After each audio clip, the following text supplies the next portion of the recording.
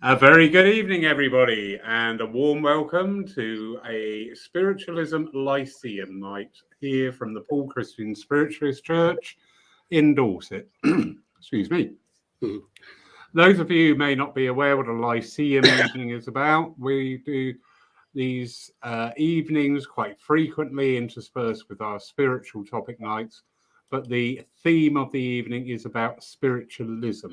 So tonight we have an absolutely wonderful medium. Unfortunately, he cancelled. So, Bill. Thanks, Laurie. Yeah, nice to see you too, mate. We've got somebody who I'm privileged to call a friend as our guest tonight, Mr. Bill Rich. Bill, very good evening, sir. Good evening, Laurie. Good evening, everybody. Very nice to see you. Thank you, Bill. Where are you based again? In Essex? I'm based in Southend, Essex. Southend, Essex. Yeah, wonderful. Good old Essex. So, the topic of tonight, we're talking about spiritualism, obviously. And as a well-renowned medium such as yourself, the one question always gets people, how did this start with you, mate? How did I start? What was spiritualism? I basically grew up with it, Laurie, yeah. I had displayed signs very, very young age. And to be honest with you, my mum was a medium. She understood what was going on, and eventually I got involved in an accident, a road accident, and that was really the kickstart for me. 7, 8 years old, I become much more alert and aware of spirit. But to get involved with spiritualism as a whole, I was probably about 27, 28 when I went in the circle. And I can only try to explain it to people as this overwhelming desire. Though I could have the answers from my mum and other people, I needed to develop. I needed to develop it for myself. It was just this hole here that just wasn't filled. And I was drawn to my first church, which was Hilderville. I got a lovely greeting as I walked in. I was handed a hymn book. But something didn't fit right. I didn't even go into the church. I just handed the book back and said, I'll be back in a minute. 3 days later, I walked into another spiritualist church at Southend. And the only way I could describe it was this overwhelming feeling of love and feeling at home, being in the place I wanted to be. And it called me. And that is interesting. That is interesting. Really, really strange. And I've served Hilderville God knows how many times since. And I loved the church. I mean, it was a different president then. A very good president, but it just didn't feel home to me, Laurie. But St. Matthew's had that feeling of welcome, you belong here. And that was my journey. I went into circle under the tutorship of a very, very, very good medium, very patient medium, I must admit, a circle leader. And she brought me on, and that was my introduction to it. I still think had I had gone into Hilderville, I think there's a very good possibility I'd have walked away. Yeah, or it could just, or not just, it could be that Spirit was saying, no, you need to be here to meet these people. Yeah, and it's my home still. It's my local church, and it's the church that I've trained people in. Yeah, it's like home. Lovely. That was my introduction to it. So what era are we talking of then, Bill, when you first went into circle? I was 27, so what I'm sort of like going through late 80s, late 90s, early 90s. Sorry, I'll get it right in a minute. Okay. And believe it or not, at that time, it was very, very difficult to get into a circle, Laurie. Very true. Because that generation, I mean, let's say 30 years now. So I was 30 years old, 21, 91, 90.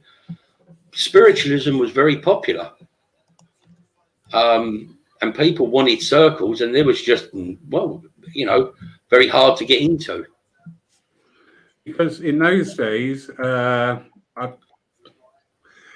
open circles were around in those days, but development circles, normally they were by invitation only, and you would be interviewed by the medium. Oh yeah, I had to sit and interview. Yeah, I had to sit and interview, and the preceptor going into that circle was, I will give you 6 weeks in this circle to see if you're right for this circle, whether I can gel with you, whether you can gel with me, and the circle can gel. And at the end of that time, I will allow Spirit to make that decision. That was my circle leader's promise to me. And I still apply it to my circles today when I run them. I think there's a lot of merit in that. We've seen pre-COVID this explosion of various workshops, groups set up to develop mediums, but the simple and honest and blunt, and some may take this as a harsh truth, is not everybody is cut out to be a platform or an evidential medium. I totally agree with that. I've done it on questions and answers in a church, say, for argument's sake, or a workshop. And you say to people, how many people want to be a medium? And all the hands go up. And you go, right, okay, but how many of you actually want to take it somewhere, work with it, say from platform, and you can lose 80% of them hands straight away. They'll go down. But if you say to them, well, how about having all them abilities and that gift, but not have to get up on platform, all the hands go back up again. There's something about, they want to learn, but do they actually want to work with it? So I think learn and work become two separate entities there. Very true. Bad joke. Bad as yours. No, not that bad. But it is very interesting. Something that's become very much prevalent with me. Excuse me, I've got something in my eye and I don't know what it is. And it's not my eyeball. It doesn't belong there. Anyway, it's very prevalent is defining these terms about mediums, because over the last 20 years, probably, churches and centres have, to me, in my opinion, and if anybody wants to disagree with me, please do. But a lot of our churches and centres just fell into this rut of almost like a conveyor belt approach of, our service today is with a medium so-and-so, service on Sunday, medium so-and-so, service on Tuesday, medium so-and-so. And it became like, every event, every time a church opened, it's got to have what I will term as an evidential medium. And an evidential medium is one who will stand on the platform and provide that evidence. The reason I say evidential medium, because we have healing mediums. Not healers, we have healing mediums, because they are channeling spirit. We have people who work with philosophy, again, channeling spirit. And I think as we re-emerge now, it's quite a good time to start promoting these different thoughts with people. Because if you go out to anybody in the street, say, what's a medium? Talk to dead people. And, straight away. And we need, and this needs to come from the churches and the centres, to get this thinking over to people to try and understand. Because that might cause the ripple effect with circles of people want to become mediums.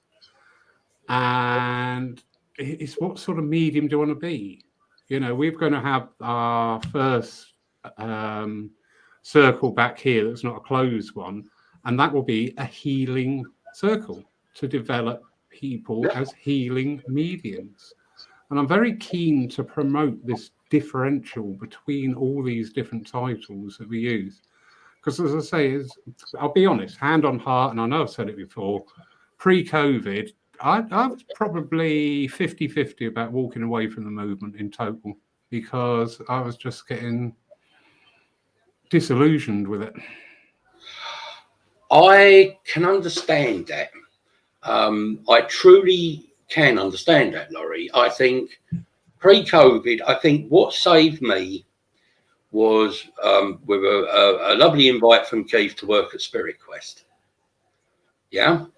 Yeah. Up until then, I mean, what am I going back 3-4 years ago, somewhere like that, I was continuously coming in from work, getting in the car or the shower, then the car, and traveling everywhere. It became a routine, and I was losing my way where I wasn't enjoying what I was doing in the end.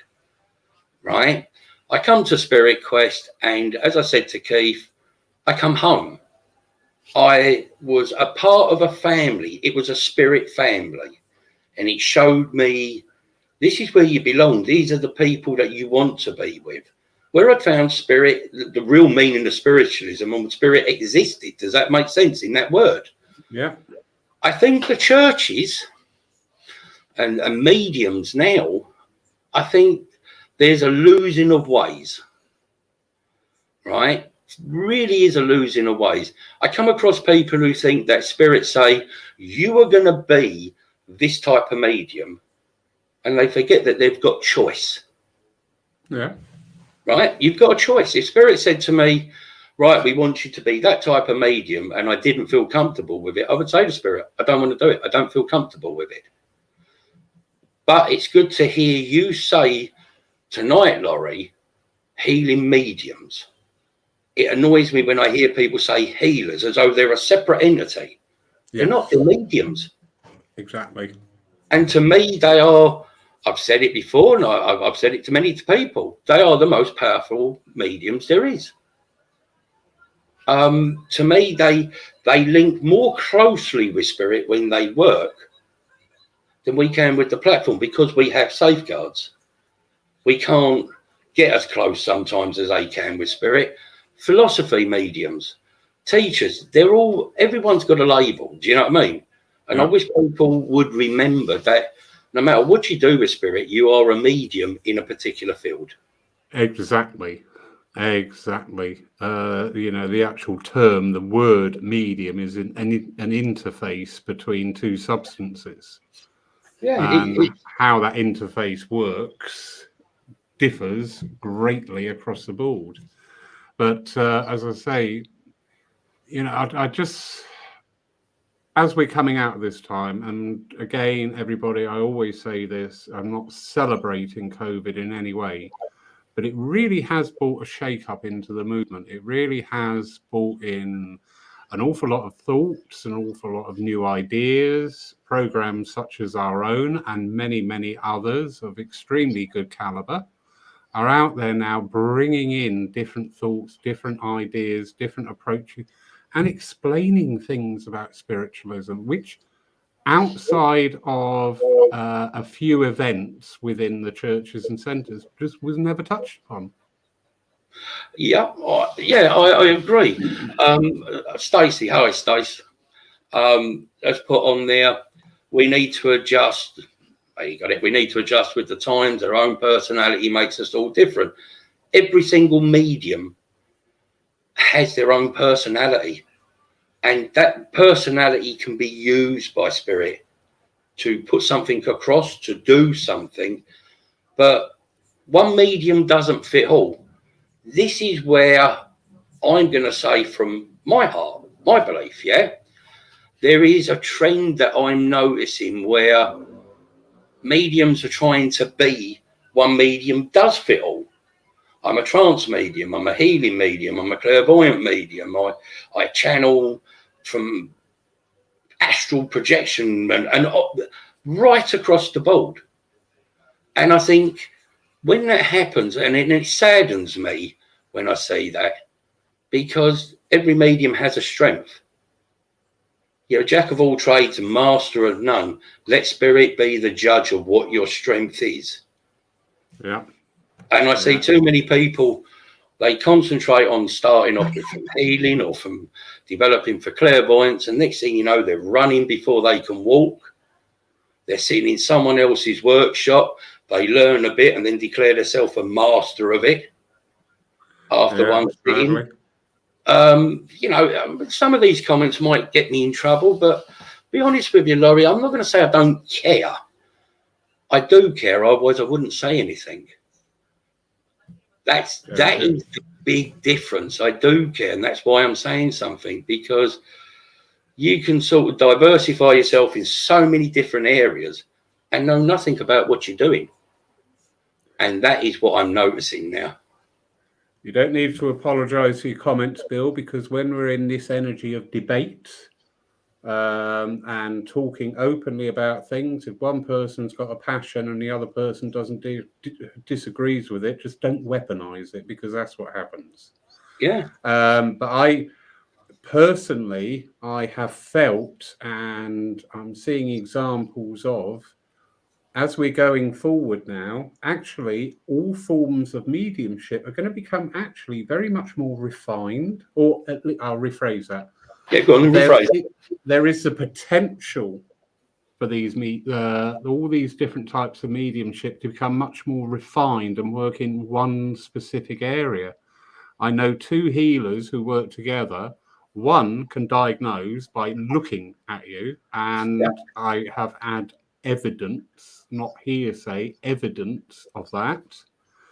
And the other healer works on healing that area. I think that's just amazing.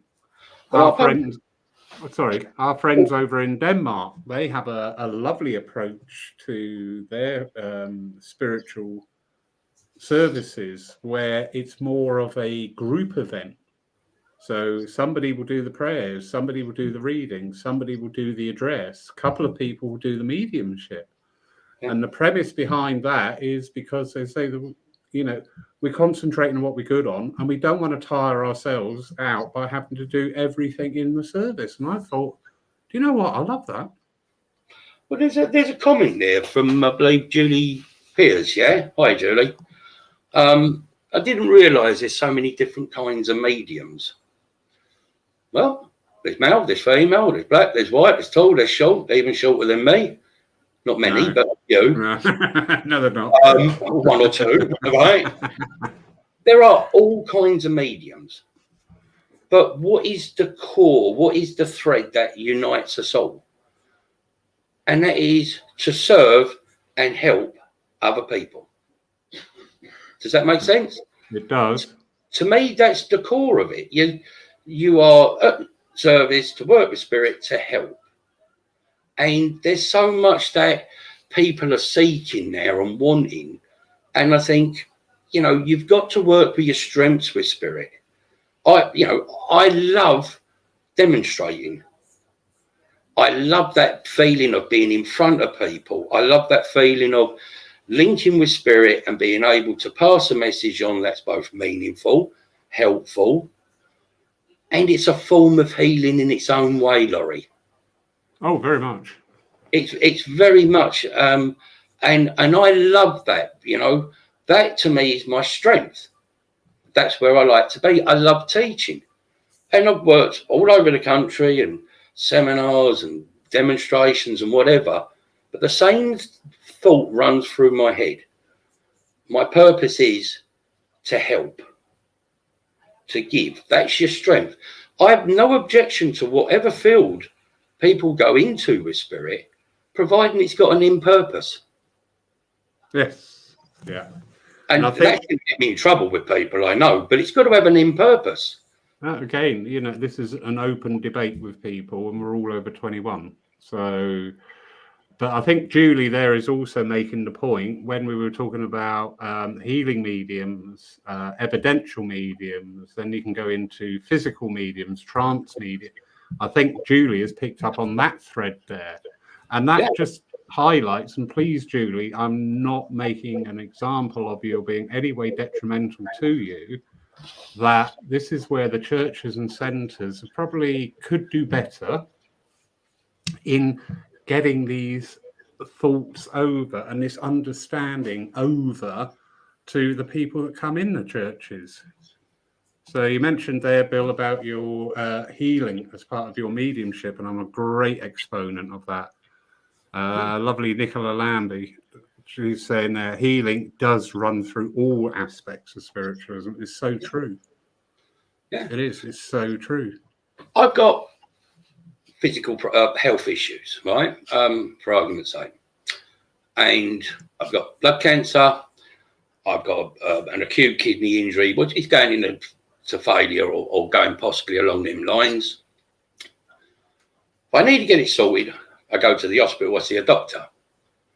If I go and I think I need spiritual healing, and I go to, say, the church or to a healer, yeah, I'm receiving one aspect of spirit and spiritualism in that area.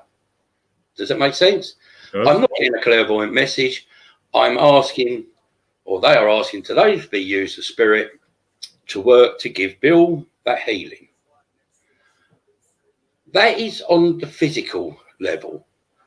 With the clairvoyant level, when someone goes to someone and they give that proof of survival, maybe putting an end to the search of that person's grief by constantly looking for that loved one, and they get that proof, that touches on the emotional, the mental, that kind of level, in able to let that person progress and move on in the knowledge that that person they've lost isn't gone, they're there with them. So I agree with Julie says, that thread runs through. And if I could wave the magic wand, I will say this, regardless of what people say. A good medium, when you watch a good medium work in their evidence and that, has often got a very good grounding in knowledge. Yeah. A good basis to work from, and that always stems back to circle and development. Yes. Good teachers. Definitely. And through the lockdown, put my hands up here, I'm going to say it, probably going to get a big inbox on it. I watched some of the things go on through the lockdown on Facebook and the various feeds, and I was just absolutely gobsmacked. Yeah, you and me both. Absolutely gobsmacked. And you think, what's going to happen to these people eventually if lockdown's ever lifted properly and we're back to normal? Where are these mediums going to go? They're going to want the platform to go to the church. And the thing is, Laurie, some of them churches will let them up there. Sadly, yeah. I've had this discussion last week with somebody else. And I've said this is something we need to be a little bit aware of going forward. That people will purport, yes, I am a medium, I have demonstrated, but actually, at the very best, and there's nothing wrong with working with the psychic, as long as you let people know. You know, if I'm working with you, Bill, and I'm going, oh, actually, I'm picking this condition up from your aura psychically. I'm not being told that information. I'm just seeing this in your aura, be it your etheric, your physical, whatever. But yeah, there could well be a propensity there of people stepping up who just simply are not ready to be on a platform. And again, that is not a detrimental or an antagonistic remark. It's very true. You know, you wouldn't have an operation by somebody who's studied surgery in a book and never done it. And mediumship has great power. When it is delivered correctly, it can bring healing, it can bring release, it can bring upliftment, it can bring closure, it can bring all those and many, many more emotions. But likewise, improper mediumship and improperly put over can devastate somebody if they are open enough to accept what's being said. I totally agree. Evening, Craig. Hope the move went well for you.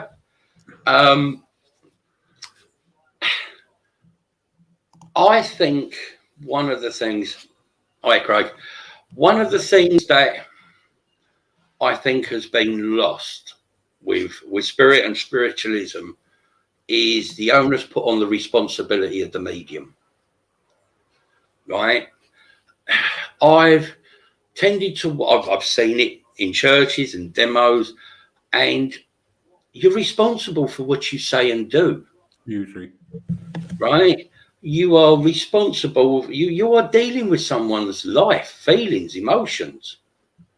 And I've seen people say things and and do things. I'll be honest with you, like I sat there and cringed.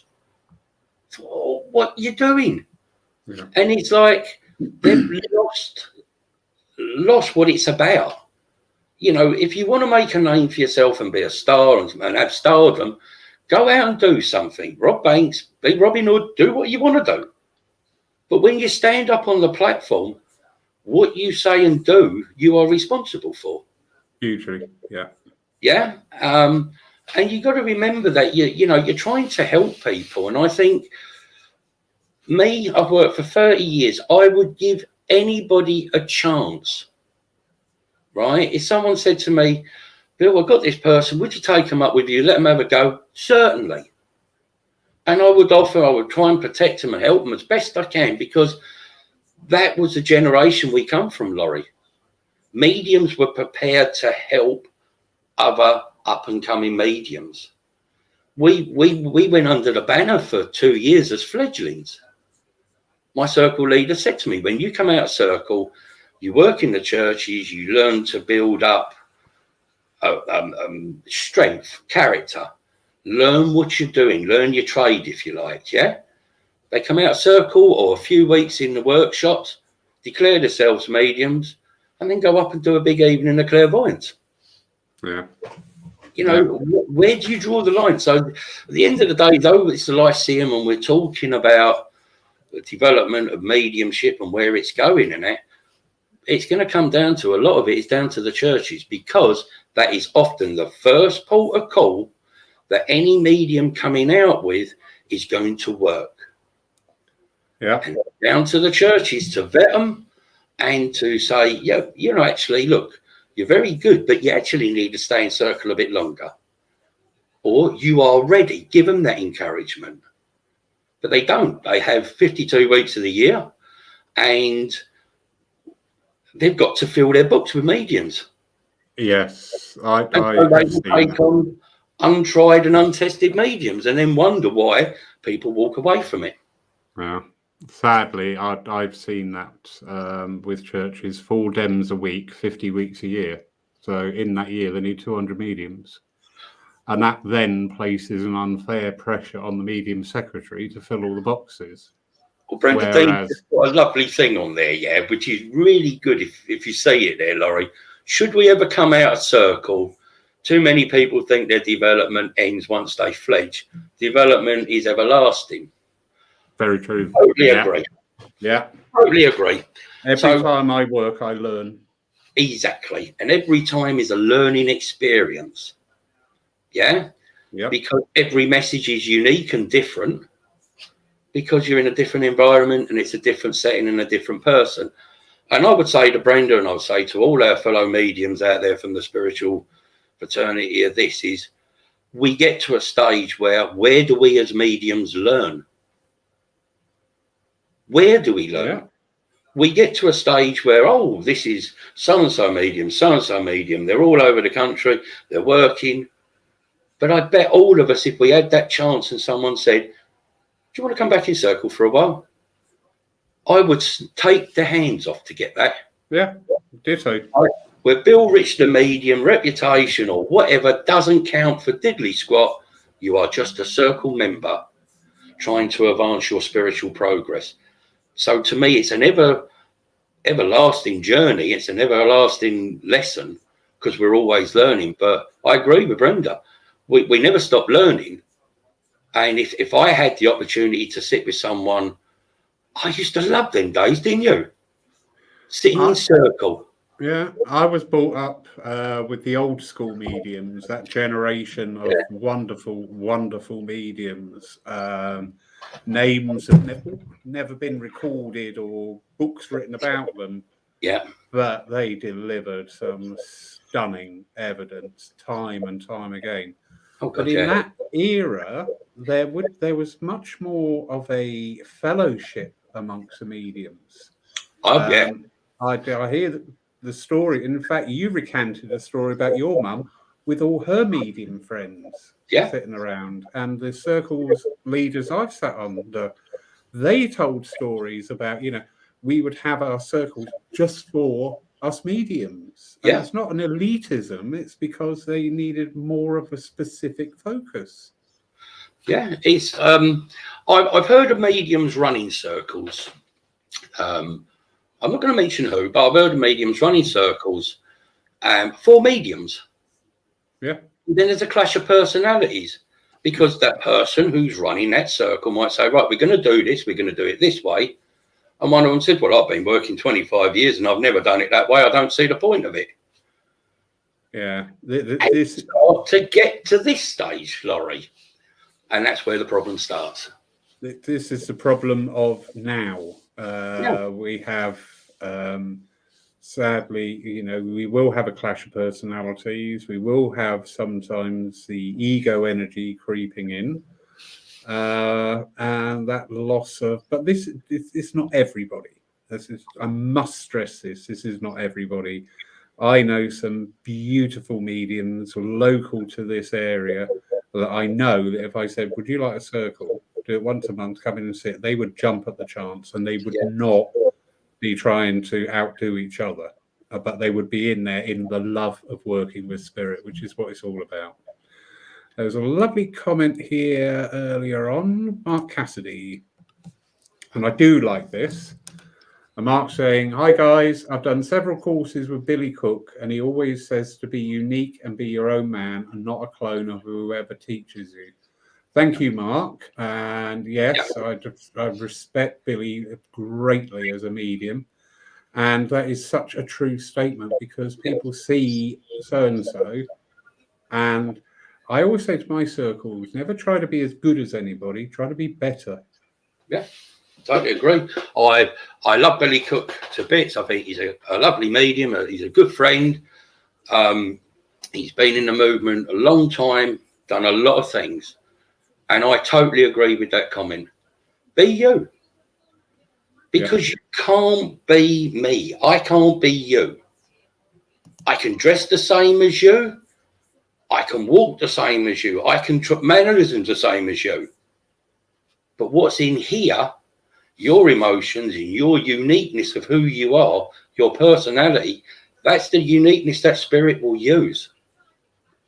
Right? It's be you. I totally agree. When I teach in circle or anything like that, I say to people, I don't want you to be as good as me. I want you to be better than me. Yeah. And I want you to take it to the next stage. And I love, one of the things I love, and I've got to say this to our friends out there. When you go into circle, I've seen people go into circle and they've gone in meek and mild and quiet. And they've developed with spirit, their personalities come out, spirit's developed that with them, they've developed their link with spirit, and they come out to be quite confident, strong characters. You know, and we all did things. I never ever thought that I could stand in front of people, but they got me there. And that's the uniqueness of spirit. So what I say to people is, spirit, when you work with spirit, spirit will change you. Yeah. You'll find out more about yourself and find strengths and qualities that you never believed you had. And somehow they hoodwink you into it. Don't ask me how they got me onto platform, but they did. Would I come off it? No, because I love the platform. I love the Dems. But at the end of the day, there's only one Laurie Saville, there's only one Billy Cook, there's only one Bill Rich, there's only one Brenda Dean. There is only that one person.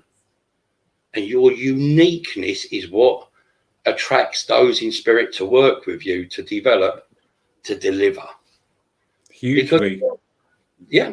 Because at the end of the day, a medium is a recipient and then a giver. We receive, we give. What we give and how we give, yes, you can train someone to stand and project their voice and presentation, but you can't train that inner self. That's got to come out naturally. Your humor, how you deal with things, and that's the uniqueness of spirit. Every medium is unique. A phrase often said, and I know I'm pedantic and I don't care. I've got this far being pedantic, so do you know what? After you insulted me earlier on, I don't think you're going to get much further. Thanks, Bill. But when people say about practicing their mediumship, you don't practice mediumship.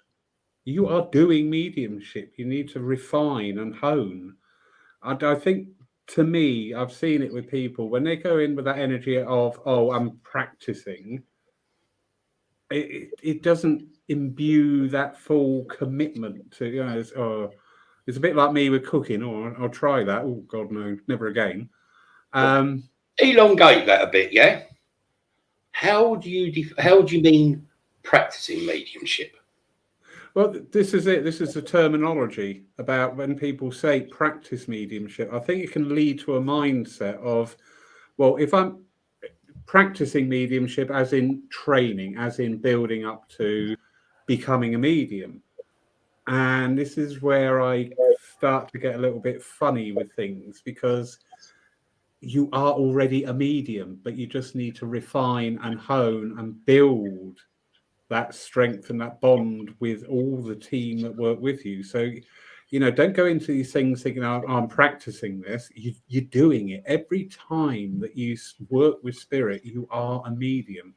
Whatever level you are, whether you're grassroots beginner or major hall filler medium, every time you are working, it's not a practice run. It's real life. It's happening. It's there. You're going to say something. I think I'm going to disagree with you on this.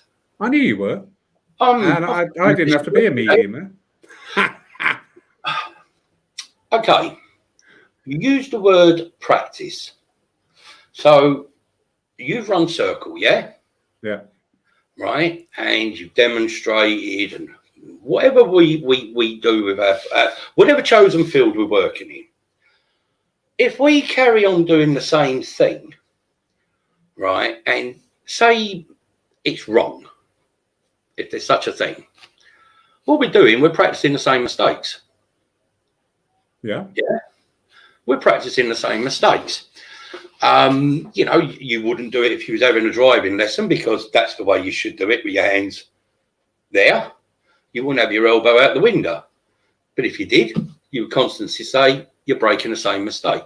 So I disagree. I think you can practice mediumship, right? But not necessarily whilst you're demonstrating. So I'll give you an example, right? I would give you an example. How would you, if you was walking down the street or driving down the road, you see something that's happened, a scenario, yeah? An accident, for argument's sake. I'm picking this loosely, Laurie, yeah? And you come home and you think, if I saw that tonight, how would I describe it? How would I work at delivering that message? So you can practice your mediumship, right, by saying, okay, I'm aware of, because that's the scene, but you're not going to go into the gore. You're not going to go into the disaster side. You can practice how you would deliver that to someone. The same as I say to people when they say to me, oh, yeah, but I can't describe. Why can't you describe? If spirit can give you information, you can ask spirit to give you recall. Yeah. Right? You can say to spirit, I missed that. Give it to me back. Show it to me again. So when you look, when I work with spirit, and those who've seen me work will know, I will just say, I've got a person, height, build, and I will describe. That's my particular way of how I like to work, or I work with spirit. How would you describe someone? You've got so many opportunities to practice and develop your mediumship, right? Sit on a bus, sit on a train, go in a car, walk down the road, look at someone and say, how would I describe you to someone? Ooh. What's their height? What colour is their hair? What is their length? What's the shape of the face? Mine face is fat because I'm on steroids, right? And I have been since February and I can't shift it. But I have no objection if I stood there and said to a circle, describe me, let's say I've got a little short fat bloke with a big fat round face, because that's what I've got. And that's how their mind conceives the description of me. Right? So to me, when you say practicing mediumship, you can practice mediumships in totally different ways, right? By their build, right? Now, here's a little thing, ladies, agree with me or disagree. Us blokes are useless at two things in life. Only two. Right? I'm just being like, look, yeah? When it comes to hair colours, and we ain't got a clue. If I say it's grey, they say, no, it's moonlight silver. To me, it's grey. Right? If I see a woman who's got, I'd say, a comfortable build, how would someone else describe that build? And I have done with my missus, walked along and said, see that woman there, that person over there? I would describe her build as, what's your take on it? And she'd say, well, she's such a build. And you, in the end, you start to get an idea of certain ways of describing that is accepted by people. So when you say, Laurie, that you can't, you can. You can practice your mediumship. The same as if someone's very quiet off the volume, off with their volume from platform. You've got an iPhone or an iPad or whatever, put it on record, put it at one side of the room, stand over the other side and practice doing a message so that you can project your voice. If you've got bad presentation, do it standing still. There are so many ways that we can develop. But here's an interesting one. How do we become better mediums and stronger mediums? We open up a different category of things. Yeah, and I think where I was saying practice, I was applying it to exactly what you've just brought up there about actually working with spirit. But yeah, I do like those techniques, and I've not heard of a couple of those. So I'm going to have a slap round the face one day, sat in the bus staring at people. But never mind, hey, I blame you. Well, the thing is, it's like, we're touching on something that with all these wonderful people on here tonight who are listening, and hopefully this is helping. There's so much we can actually do for ourselves. Yeah? There really is so much more we can do for ourselves. You know, if you are saying to spirit, I want more evidence, I want this, you've got to put the effort in with them to do it. Yeah. And you've got to practice. And if you want stronger mediumship and to get stronger, then question spirit. When you get a message, oh, I've got this, blah, blah, blah, blah, nipper, well, give me something else. Give me something specific. Push. Clear your mind and go with the first thoughts, the first feelings, the first things that come through to mind. And they are how you make a stronger link. And you'll be surprised, honestly. I think what happens is, and I'm sorry if this is going to annoy anyone, I think what happens is that we come out of circle and we think our training days are over. A medium. I've got bookings, I've got readings, I'm booked up next year. And we stop learning. We stop questioning, stop querying, stop pushing. I used to drive my guides round a twist. I probably still do. Because I'm never satisfied. That's a good way to be. I could come out of a platform, a demo, and people say to me, oh, that was really brilliant. You was bang on. I will still come out, Laurie, and say it could be better. Yeah. And I will still say to spirit, help me make it better. Because while I'm doing that, I'm always searching and always trying to grow. And I think that's half the problem now with what's happening with mediumship now, especially with the younger ones coming through. And I don't mean in age, I mean in experience. They've lost that ability to question. They've lost that ability to find that drive to become better. That's it. I've got my certificate. It says I'm a medium. I'm there. And you're not. You're only on the first step. Because it's an ongoing process. Yeah. That's only me. No, I agree wholeheartedly, and I love all those suggestions to do what some mediums would call, fill your toolbox up with things. Yeah. Even just like flicking through magazines and looking at different countries and, registering that. So if you see that scene, you know that you're working abroad. But yeah, I've had experience here with one of our fledgling nights, and I invited a platform medium to come up and work. And I was just a wee bit disappointed by the response of, I don't need to be up there, I'm a medium. And I'm like, okay, interesting. So we've got a lovely question here from Sue Townsend. Saying, hi Bill, do you feel that there is greater need for philosophy along with healing to come further to the forefront more than ever, as people need a greater understanding of what is happening in their lives and the world? I think with the philosophy, I would love to see the philosophy come back. I truly would. I love the moments that we're given when we can go on platform and we have our addresses and we can bring forward spiritual philosophy that is meaningful, contains a spirit element in it to help us grow and move forward. Yes, I totally agree with the philosophy. Healing, that sometimes the philosophy is healing itself. Yeah. Right? And people forget that. The philosophy is healing itself. A meaningful address that is full of the content of spirit, it's a direction, it's a guidance, it's a reaffirming certain things that help us.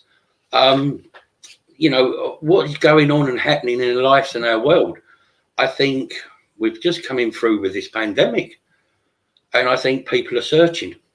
Yes. People are searching. People are looking for answers. It's like having that itch, but you can't quite scratch it. They're searching. And yes, I believe spirit and spiritualism has a role to play with that. I think mediums have an obligation to help. I'm astounded sometimes when it's lovely when it happens, but you give an address and you give a beautiful address, and people stand there and they clap. They sit there and they clap. It's a rare, it's nice when it happens, but it's even better when people come up and say, do you know what? I didn't get a message, but I loved the philosophy. Yeah. That helped me so much, because I've always said, I've said it to you before, Laurie, a message is for an individual. Philosophy touches all bases with all people from all divides. It's there for everybody. And it can, in its own way, be healing in its own right. I missed the days when I was training and you could watch mediums go up on there and you'd have a quarter of an hour, 20-minute address, but you could hear a pin drop. Yeah. Not because the audience was well behaved and well trained, because they were intent on listening and taking something out of it. That's the big difference. Spirit has that one opportunity to address people with the philosophy, what we are, what we're about, what life is about. And it can give direction and guidance in many forms. A message is for an individual. That's the big difference. So Sue, yeah, I do agree. The philosophy does need to come forward. And sadly, a lot of mediums that are gone by the wayside now, where that philosophy and their teachings are long gone. Yeah.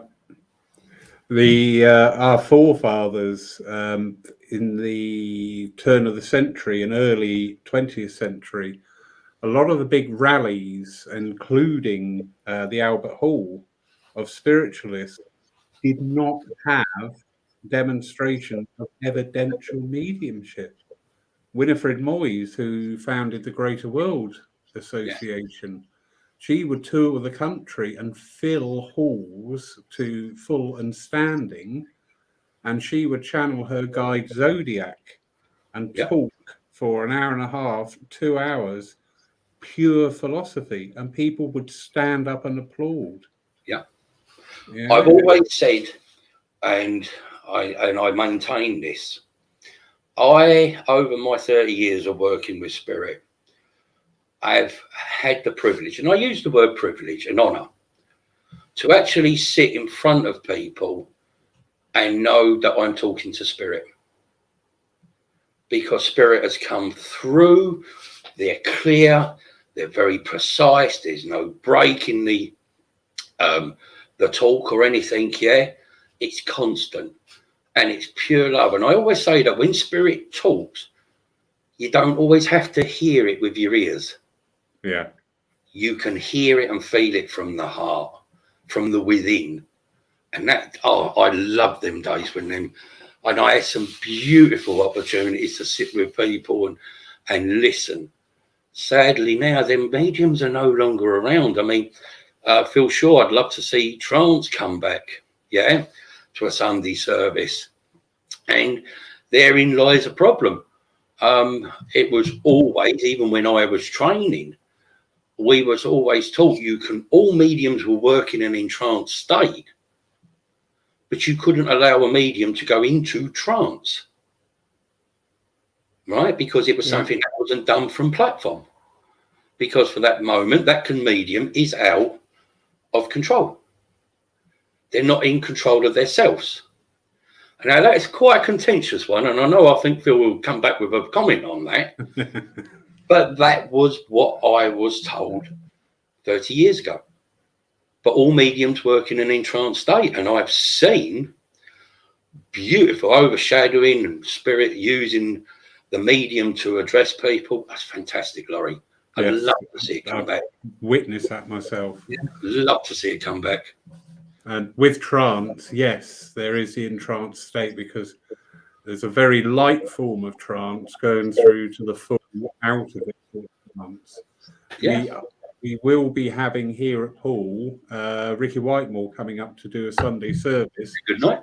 And a trance philosophy address, because I believe that is not all trance is everybody's cup of tea. I've seen trance mediums and sat there and thought, I don't know what's going on. I know this is trance, but I don't agree with what's being said.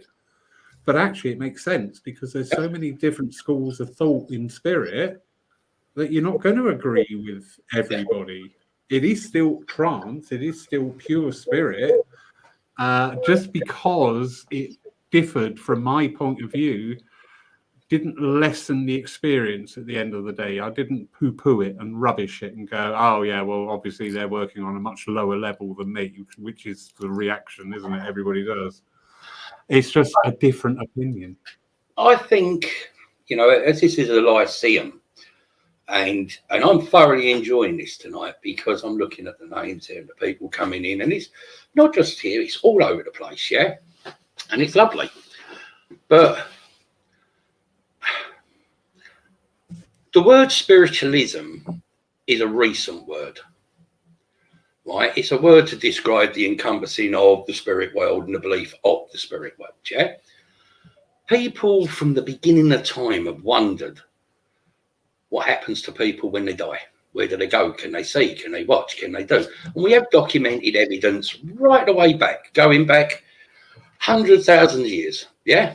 Right? What we got to remember is that we don't control spirit. What we got to remember is as well that spirit doesn't control us. It's partnership. I don't care how good the medium is or who the medium is. You can't do the job without spirit. Correct. And spirit can't do the job without the medium. So you have this moulding together, a compromise, a joining. And I think that, in my opinion, from what I've seen in 30 years of working with spirit, I would say I've seen a deterioration. Yeah, I agree. I really have. I mean, the onus on survival evidence and meaningful, proper evidence has been put to one side. I'm not knocking anybody. I don't care what people do. That's their role. But I think if spiritualism is going to survive another 30 years, then I think that the movement has got to come together and start setting its standards. Right? I really do believe that. And I think the churches that have, we're not getting people, we're not getting the good mediums, whose fault is that? That actually grow a bit of courage. I nearly said something, then put my foot in it. I'm very glad you didn't. Right? But to gain a bit of courage and say, no, we're not having that. This is how we want the standard to be. Because at the end of the day, then spiritualism has a chance to grow. I don't go along with, believing that, with the SNU and the Hydesville wrappings, that was the originals of the spirit. Well, spirit was communicating way before that. Yeah. Right? I think that's marked as the birth of this is when spiritualism suddenly came out. Exactly. But spiritualism is evolving. And, I'd love to have some feedback from some people on here tonight. The future of spiritualism lies with the younger generation. Right? I'm 60 years old this year. With my health issues, and I'm being serious, I don't know how long I've got, Laurie, yeah? Yeah. My health could deteriorate, and it is damaging health conditions I've got, yeah? But I'd like to think that I've left a mark with the spiritual movement, yeah? Bit of Frank Sinatra, I've done it my way, but I've done it honestly. And I've done it truthfully to the standings that I believe meet the requirements of a medium. I might not be everyone's favourite, but I don't care. But I've done it truthfully. When I look now and I see the young, they're your future. They are more in touch than I was, you was, or any of us are from our generations now. And they are the lifeblood of what spirit and spiritualism is doing. They're already aware, right? They're aware with their own emotions. They're aware with the needs of people and understanding of earth and everything, yeah? And I'm not an eco lover or anything like that. But they want to understand. And the spirit movement has got to offer them something. Definitely. It isn't a hymn book. It really is not a hymn book. They want to know who we are, what we are. Why am I like this? I've heard people describe them as the rainbow warriors. I've heard them describe them as the angelic children. Whatever word you want to use, they are the next generation. And my worry is that looking at how things have changed over the 30 years, I do wonder where it's going to go in the next 30 years.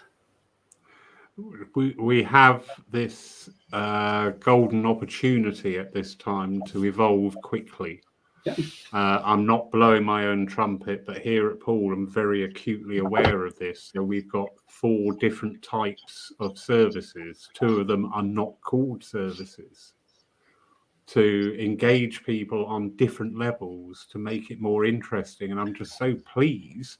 Last Wednesday for our healing hour, people coming in saying, "Oh, I've been really looking forward to this," and you're seeing excitement in people in coming into a church. And I'm going, yes, that's what we need to do, because we have been doing this conveyor belt. I'm not being detrimental. This is only observational.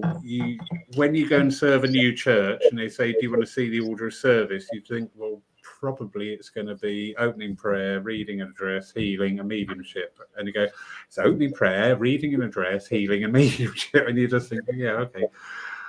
And we just grooved this furrow. And we did it here at Poole. We're not angels at all pre the pandemic. We just grooved this furrow of just like conveyor belt, and it encouraged a very passive energy from the congregation and people coming in, because it didn't actually involve them. It didn't actually engage them until it actually came to a message, when you did have that bit of interaction. But otherwise, it was just sit there and go with the flow thing.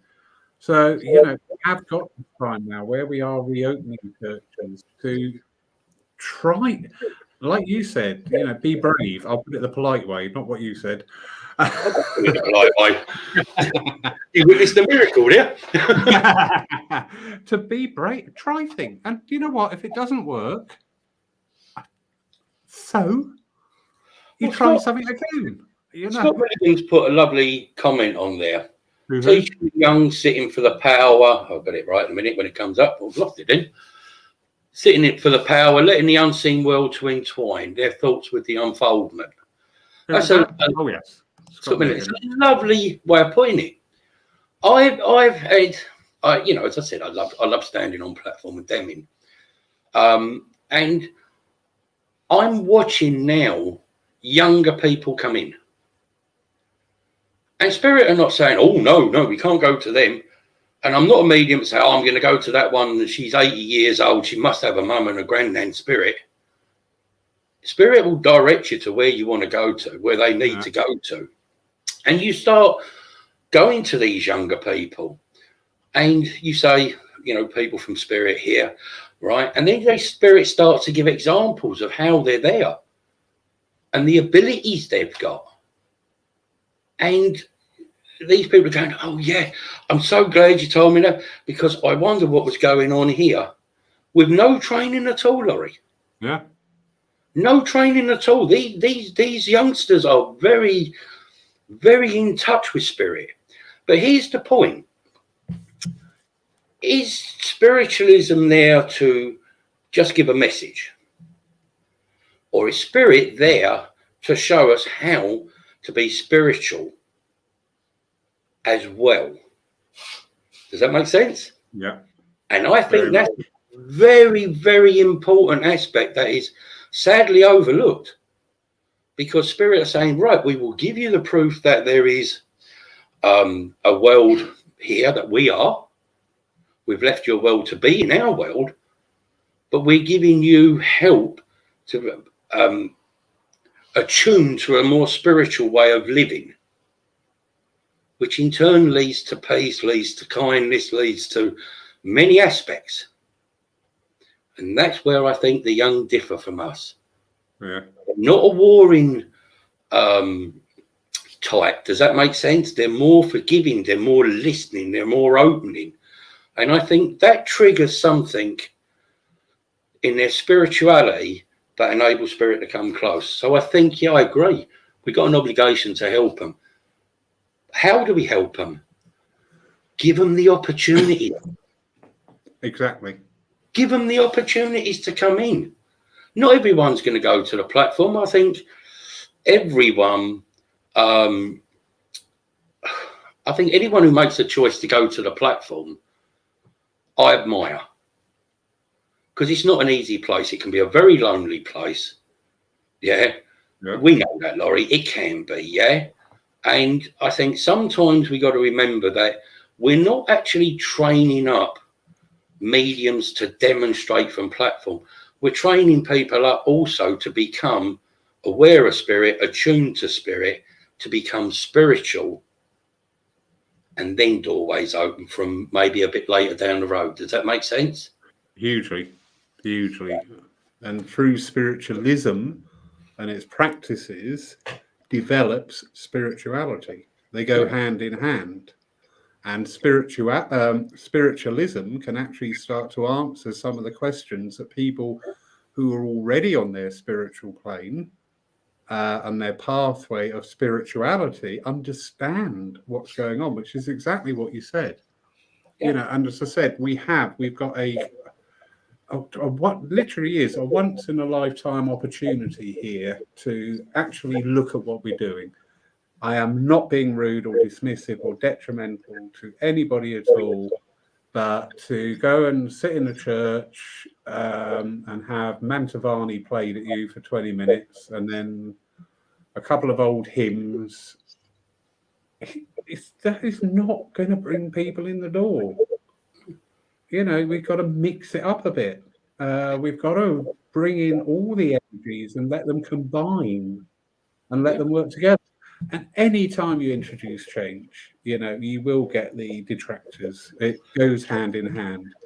But Like I think that change, Laurie, now is upon us. I think with the lockdown, what we've seen through lockdown, how people have responded to it with spirit, and I admire people who have gone on and in the right way try to bring spirit to people. Yeah, can understand. But I do fear, this is only me, I do fear that churches will close. Sadly, they are. Yep, I do fear that churches are closed, that some centres won't open, and that I think some of it is self-brought on by churches. I think, they should have opened their doors to people because people needed somewhere to be part of. We can argue that till the cows come home. Yeah. Right? And I'm not saying who's right or who's wrong, and I'm certainly not starting out to start an argument. But what I'm going to say is the doors of the churches or centres must remain open. They must be welcoming for people to come in. And the opportunities of training, because I'm going to say this, and I've said it 1,000,001 times, there are probably 50 to 100 mediums to there is to a teacher. Yeah. Yeah. And it's the teachings and the demons, but it's the teachings that are going to open doors up. I only ever got to where I am now. And I've always been a bit of a recluse, a lone wolf. I've always kept myself to myself. I've got to where I am by trusting spirit, working with spirit, learning always to try and grow, try and improve, try and be better. But 30 years down the line, I still go back to my training days when I was in circle because I had a good foundation to work from. Yeah. That is still applicable to this day. And I think that's where we need to work, building the foundations of teaching and good demonstration, good quality mediums. Definitely. Because if you put a good quality medium up on one that isn't, you will see the difference a mile off. Sorry, but you asked me to be me, and that is me. No, I agree 100%. And again, I'm talking from Paul Church's point of view, in only just as a factual way, not a self-promotion event. A lot of our services now won't have evidential mediumship as part of the service. They will have other forms of mediumship making the service, because it's just to bring in new energies, new thoughts. You and I, Bill, we've had our evidence, and probably a lot of people in the comment box tonight have also had their evidence. So once we've got to that stage of actually having had that evidence that mum is there, it's been proven to me by a complete stranger who told me she wears Estee Lauder Youth Dew, and I'm like, spot on. Why do I need every week to be sat there watching yet another evidential medium going on and going on? But then the weeks turn into months, the months turn into years. And it's just this endless, procession of media. And you probably had this, Bill, you'll understand, I hope you will. As from a medium's point of view, when you're up there working, the two worst things a chairperson can say is, time for one more. Oh, God. And also, and this is the clincher, thank you very much, Bill. That was a lovely evening. Next week, we've got a really good medium coming in. Yeah. Really? What you want to say to me? Yeah. And, because it's become too, to me, my opinion, it's become too formulaic. It's time for that shake-up. It's time to bring in new thoughts, new ideas. Be brave, try things. If it doesn't work, there is no shame in that.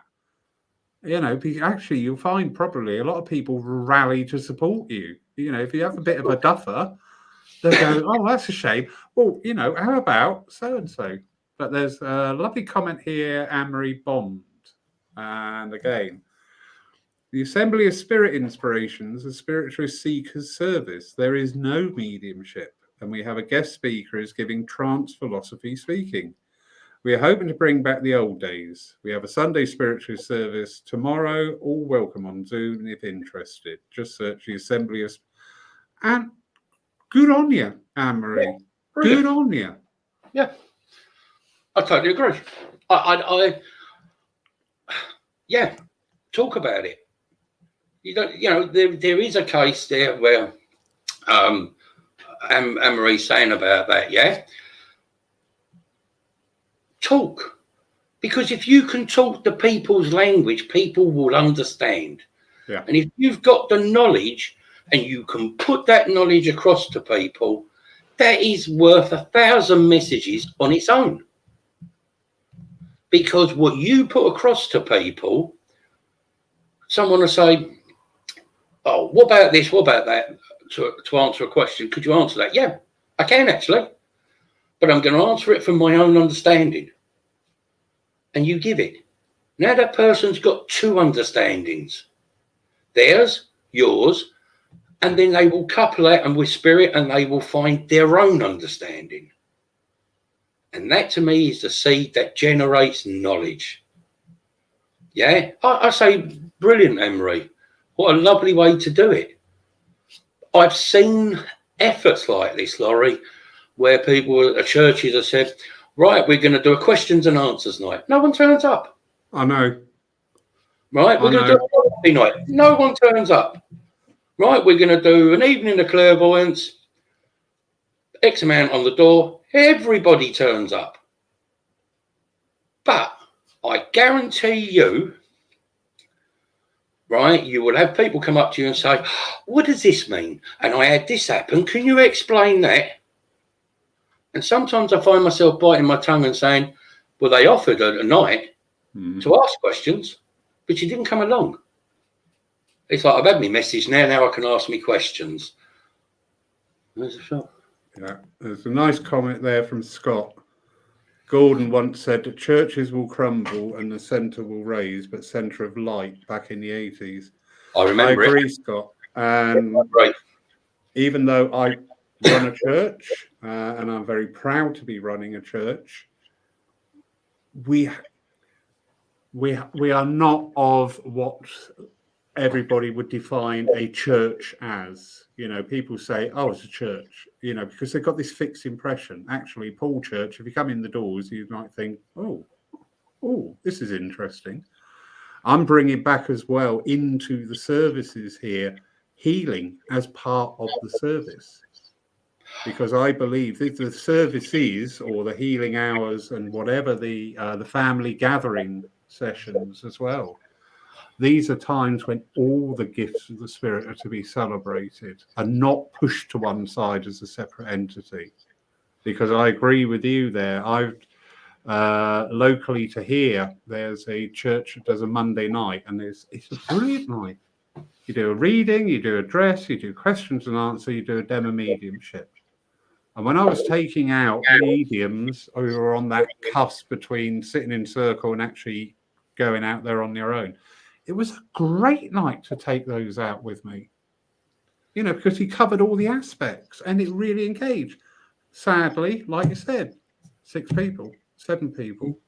And you just think, this is sad. I agree with Scott's thing there. I remember having this debate even as far back into the 90s, yeah? I can remember this rise. And I was only saying to Keith the other week about it, that there was this rise and popularity suddenly popped out of nowhere. Centres.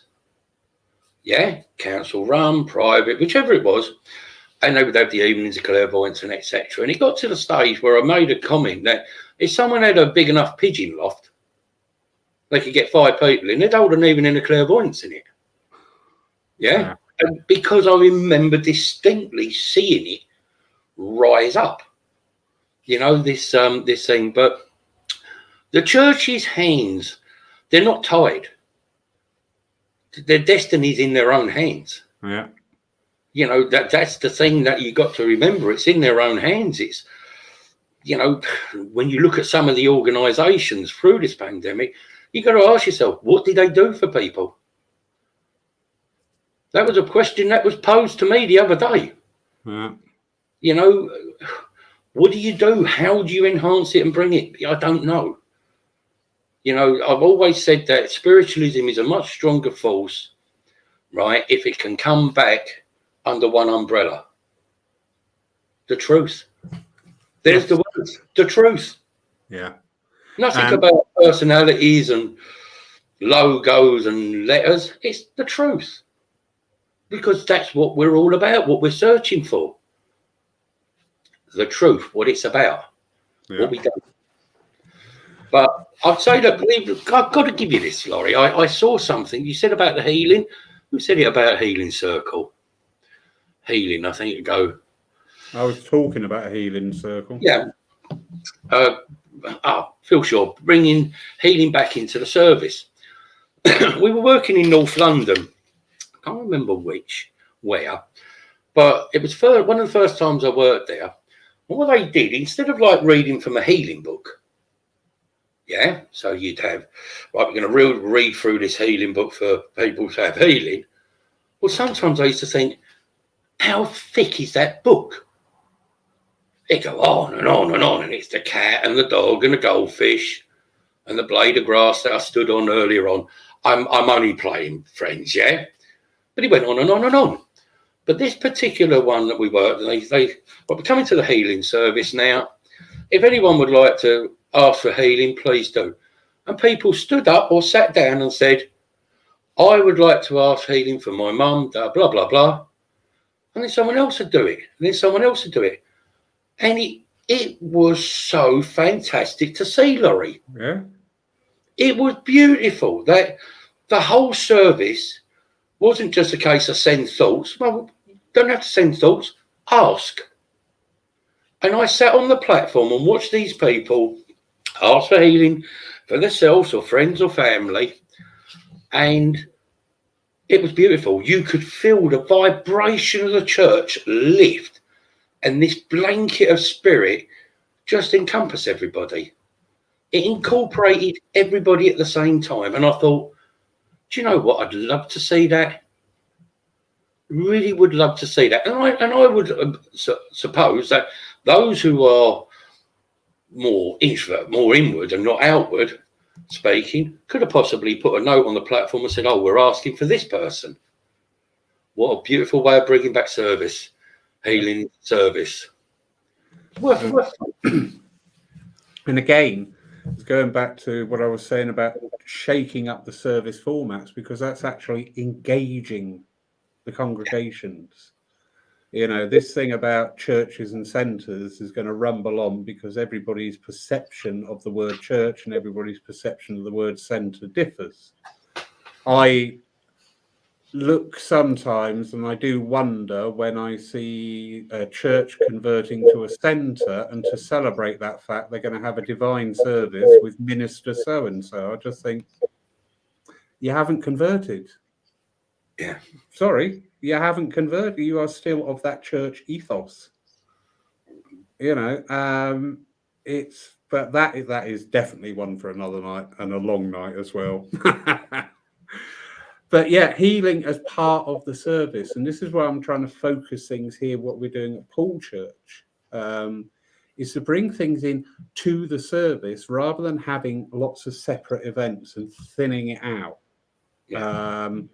It is part of the service. You want healing, you come to the service. You want philosophy, you come to the service. You want to bring the kids down, family gathering. Yeah, we've got Uncle Simon teaching how to draw dinosaurs and all sorts going on. But it's that community. And that is our mainstay, and that is our true power. So whether you're a church or a centre, it doesn't matter. The name of what you call yourself doesn't matter. It's what you do counts. Yes. I'm a big believer in that. And you've got to build community, and you can only build community by bringing people together and talking. Yeah. So, yeah, anything that people can do in their services to involve the congregation. I love doing what I do. And I will do it for as long as I physically can. Yeah. I've said that to my missus, who, is my greatest ally. She's my greatest critic as well. Yeah. But my greatest love. And, if I go up on platform and she says, well, I didn't like the way you worked tonight, she give me a reason why. Right. But I ask for pointers. Yeah. What I say to her sometimes is, what did you feel tonight? And sometimes she'll say to me, do you know that church felt so empty? Or that centre felt so empty. It was almost like a conveyor belt. We got one in, he's done his messages, right? Now we've got a better medium next week. Freddie Blogg's coming on. Yeah. And it's just blah, blah, blah, blah, blah. And what people don't realise is a church needs to grow. It needs to feed. And it feeds off of people because people make the energy. Yeah. And when the energy is right and the ambience is right, spirit will come through. Yeah. And I say to people, if you want spirit, then create the right settings and environment for it. Because not only will you get, you'll learn and you'll feel and you'll remember. And that is where I think, Laurie, sometimes I think, I've come, when we went through lockdown, it was the closest I come to giving up. Yeah, I believe that. It was the closest I come to giving up, because I'm going to be brutally honest, and I don't care if it upsets people. I've never been one to shy away. I watch what I watch on some parts, and I'm not going to name who, where, when. And I thought, if this is what we've come to, this is what I don't want to do. And I stopped missing it. Does that make sense? Yeah. Now I can get out again, and I found that I can feel that energy. I can feel where I belong because I want to be there and I enjoy it. I think now I've got a little bit more revigorated, more energy, more drive. And I just hope that I will see it in my lifetime, that the movement will become stronger. Because if I could go back to when I started and trained, spiritualism was totally different. I just wish them days would come back. All right, it's got to advance a bit and adapt a bit to the needs of today. Yeah, and going back to what you just said there about spiritualism was different. There, they were doing what I'm doing, and hopefully a lot of other churches and centres will at least try. Yeah. By doing different things, because you would have psychometry services, you would have flower sentient services, you would have all the, it wasn't the conveyor belt. Each medium worked in a different aspect of their mediumship. Psychometry, when it's done well, is brilliant. And for a medium to stand there and pick up an object and tell the story, this is for the benefit of people not familiar with it.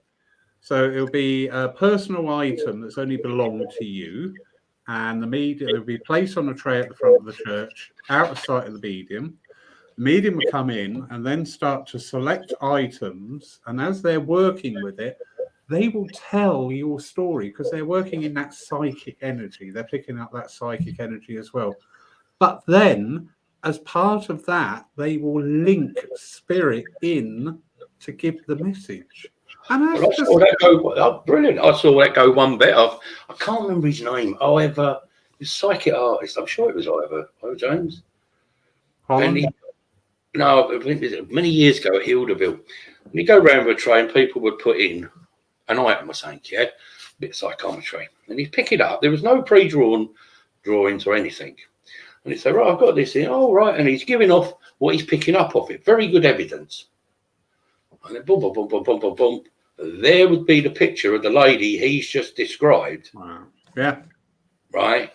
And I sort of sat there and I thought, wow. And one woman, she, and I know the woman, so it was nothing to do with no setup or anything. He picked up a ring. He walked up to his easel and he went, now with this person I've got, and he described what they looked like and etc. And he didn't want one answer from the person. Not one answer. Right. And then all of a sudden he would draw this person and he'd say, this is the lady who's telling me. And she showed me the picture she had in her purse of her mum, and he might as well just got hold of a printed copy and printed it out for her. It was bang. And I sat there and I thought, that's spirit. Yeah. I think over the last 20 years, churches and centres across the width and breadth of the land have limited spirit in what they can actually do with us by not allowing things and playing the safe card all the time. We've got a question here to finish off the night with from the lovely Scott Milligan. Thank you, Scott, for joining us tonight. What do you think? Do you think mediumship is a shop front and the philosophy is the true meaning of spirituality? Yeah. Unquestionably. The message is always going to be the carrot before the donkey. That's proved itself time and time again. You know, you put up a philosophy evening, you'll have no one. Yeah? You put up the message evening for a demo evening of clairvoyance, and you'll have people come. Yeah, I totally agree with that, Scott. Yeah. The philosophy is the true meaning, because what is spiritualism without the philosophy? Exactly. Philosophy is the foundation stone of any religion in this world. Any belief will have its standing in its base stone, its philosophy stone of this is what it's about, this is why we are, this is because of that. Spiritualism and the philosophy of spirit is there is no such thing as death, that life is continuous, that we exist, that we can communicate, that we're never alone, that our loved ones are there, that there's somewhere we go to when we leave this world. Yeah, people know that already. And that's why they say, yeah, well, I know all that, but I want a message from me granddad or me nan. Does that make sense? Yeah. So to me, the shop front it's the selling point of what spiritualism is about. Message. Unquestionably. It is. It's that thing that grabs the attention of the novice. It really does. But this is where the churches and the centres and the platform mediums themselves need to sort of like just add that bit at the end and say, thank you very much. I couldn't have done it without you. If the evidence has stirred your curiosity, that's spirit inviting you to find out more, or something along those lines, you know, and just bring out the message of the message. I'm going to go one better, if I can, on this question with this. Only because you want to, and you're just being cantankerous tonight. I'm always cantankerous and facetious as well. I can't get that word in, yeah?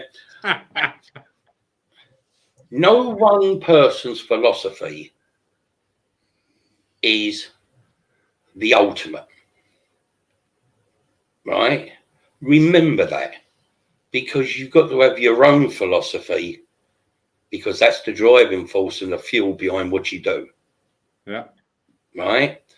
I walked out, I told them exactly what I thought of them, and they weren't too impressed with that. When a very old and established medium had all this writing, written down, and this has come from my guide, blah, blah, blah, blah, blah. Oh, that's lovely, my dear, they're all going, yeah? And a young lad, and I do mean young Laurie, yeah, brought in his writings, and oh, yes, well, that's just you, that's not proper spirit. Yeah. And his writings superseded and left her writings in the dust. Because they were of today.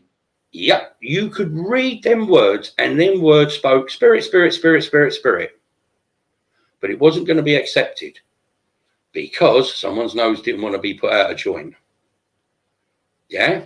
And to me, so I say to people, whatever spirit give you, whatever you feel with spirit, whatever is your driving force, that is your philosophy.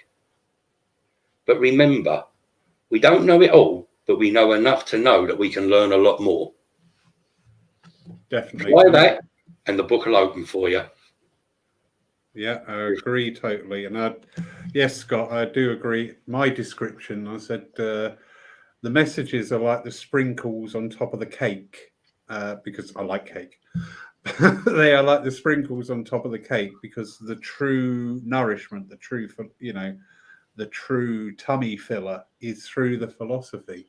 Yeah. But it's also by encouraging that and actually teaching people as well that, you're going to get inspiration and things from spirit, and they don't all need validation. They don't need you to run out and go, look, I got that from spirit last night, and I get, and this is where people tend to get a bit of a backlash. Find your own truth. Find your own truth. Exactly. Find your own truth. Bill. Laurie. I'll pack it in. Bill. Thank you very much. Thanks for having us. What a lovely evening. Thank you. Thoroughly enjoyed that. Big thank you to everybody who joined us tonight.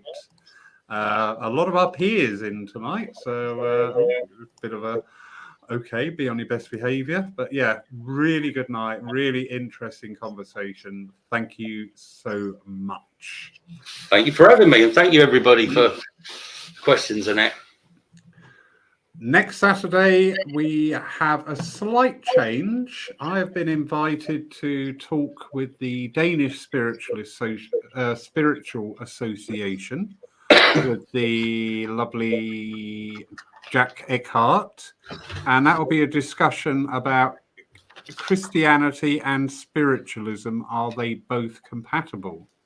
So that is being broadcast live on the Danish Spiritual Association's Facebook page. I will also share it direct to our Facebook page as well. So that's next Saturday night at 7 p.m. Oi, I got a question for you. Where's Talk? Laurie, you're going red. You're going very red. He's gone home. With the ump? Yeah, he's gone home. Tor's gone home, but I have seen a dodgy pizza delivery guy called Mario running around. Who may put in an appearance tomorrow. Yeah. Service. Yeah. Yeah, we'll see. We'll see what mood he's in later on. Everybody, have a wonderful night. Thank you so much for joining us. Your comments direct and make these evenings. Bill, thank you for sharing your knowledge, your wit, and your wisdom. Thank you, a lovely lady who I know is sat just off the camera there somewhere. So for putting up and listening, you giggling away. Everybody, have a wonderful night. Take care. God bless. God bless everyone. Good night.